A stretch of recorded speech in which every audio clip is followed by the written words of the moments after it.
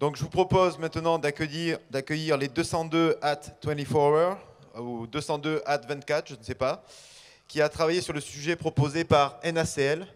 Donc un groupe constitué d'étudiants Estia, et après j'ai des points d'interrogation, mais je les ai reconnus, elles viennent de Cage. Elles ont accepté de louper un week-end de snowboard exprès pour venir aux 24 heures, alors qu'elle a des impératifs d'être forte en snowboard, sinon elle n'aura pas son stage Burton. Et elle a tout misé sur les 24 heures, donc j'espère qu'elle a fait le bon choix. Qui c'est qui présente? Une seule?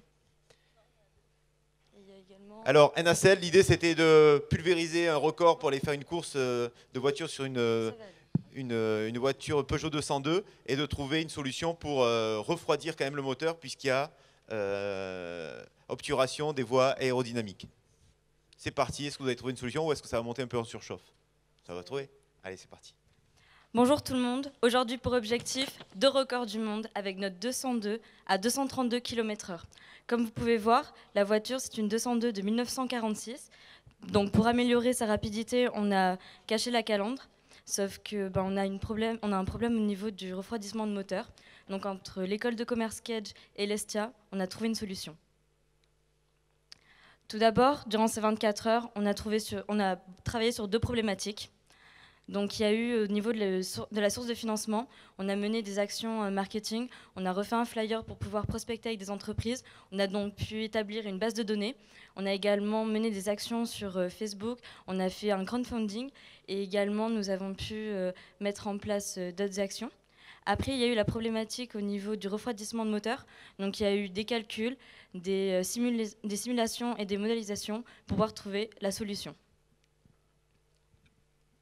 Donc j'y repose le contexte. 120 secondes de run, 4 miles parcourus, dont 2 à pleine charge, avec une température extérieure de 45 degrés et un moteur à maintenir à 90 degrés. Comment avons-nous fait? C'est tout simple. On s'est basé avec un système de ballon d'eau à 10 degrés. Voilà.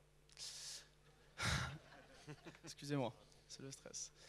Donc notre ballon envoie de l'eau au travers de notre moteur pour le refroidir.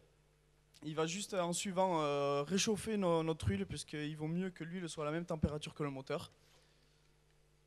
Donc vous pouvez suivre le parcours de l'eau et ensuite l'eau va revenir dans notre ballon, c'est un circuit fermé, sauf qu'elle va revenir un petit peu différemment, elle va être pulvérisée dans le ballon, c'est-à-dire que dans l'ambiance du ballon à 10 degrés, dans la partie air, l'eau se refroidira déjà avant d'être remélangée derrière avec la réserve d'eau.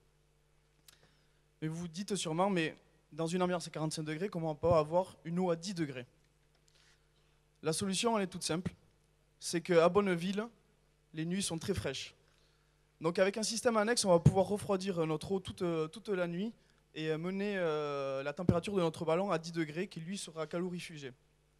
Juste avant la course, on pourra aussi mettre un système de glaçons, mettre des glaçons quelques minutes avant pour améliorer encore plus les performances de notre système. Comment fait-on pour maintenir le moteur à 90 degrés? C'est tout simple. On va se baser sur la régulation du débit dans notre moteur avec des capteurs de température sur notre moteur et sur la température de notre ballon.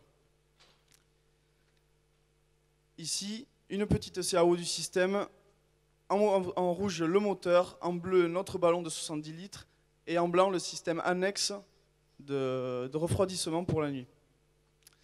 Il faut savoir que dans la voiture, 70 litres ça peut paraître du poids en plus, mais au contraire, on a 1 miles de lancement avant les 2 miles à pleine charge, donc on va pouvoir gagner en inertie et en tenue de route. Donc on se retrouve en janvier à Bonneville pour battre un record du monde avec des Français. Et n'oubliez pas de les suivre sur les réseaux. Ils ont besoin de vous. Merci. Vous avez pris des actions ou quoi? Bon, une question? On met ça sur ta poubelle, Journée de voiture? Ouais, pour le tester. Parce que là, il y a pilote, hein, attention. Hein. Non, pas de questions, c'est bon? On va demander, alors par contre, les... Voilà, ils sont là. Ah ben aussi, t-shirt et tout. On les a obligés eux, donc on le fait nous aussi. Écoutez, nous on est très heureux, c'est le cas a priori de tous les soumettants de projets, mais c'est en particulier notre cas, on est très heureux de la rencontre qu'on a fait. On est venu pour s'amuser, ça c'est bon. On est venu pour défricher des solutions, ça c'est bon aussi. Et donc je voulais remercier les 5 étudiants de l'Estia qui eux ont planché plus sur l'aspect technique et ont mis au point des solutions, enfin ont défini des solutions dont il va falloir qu'on voit la pertinence et surtout qu'on va devoir mettre au point avec notre partenaire, l'école de la performance, qui se charge de la partie moteur. Et puis je voulais aussi remercier les 2 filles de Kedge, premier bachelor de France, c'est ça? J'ai bien appris. Hein, qui donc ont passé tout leur samedi au téléphone pour nous constituer un bel agenda de contacts potentiels et de encore plus potentiels sponsors. On a travaillé aussi sur un certain nombre de documents. Donc pour nous, l'objectif est pleinement rempli et je voulais remercier Jérémy et puis toute l'équipe. Merci à vous. J'espère que tu ne regretteras pas ton week-end snowboard. Bon, ça va. Bon, ça fonctionne bien avec STI Kedge.